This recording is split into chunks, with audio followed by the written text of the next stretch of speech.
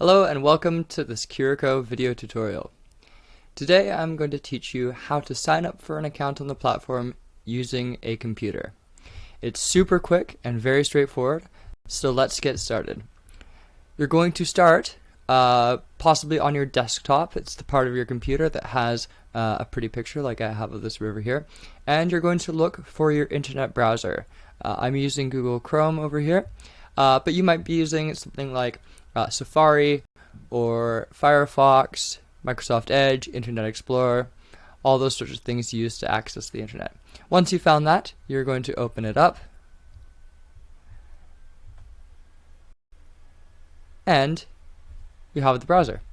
From here, you're going to find the address bar, the part where you enter a web address, and type in the Curiko website. So that is www.curiko.ca. Curiko is spelled Curiko.ca. You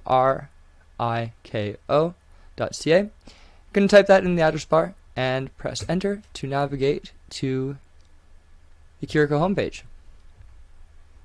So this here is the Curiko homepage. From here, we're going to click on the sign up button. It's right next to the yellow login button that you will use to log in later once you have an account. And so we're just going to click on that there in the top right hand corner, and it's going to take us to the Curiko sign up page. So you'll notice here that you have a couple of options.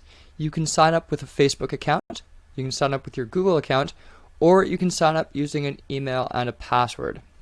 We found that for most people, the best option is to use an email and password, so we recommend doing that.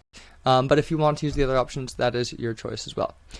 This is my pre-existing account, so I'm going to use another email to sign up and take you through this.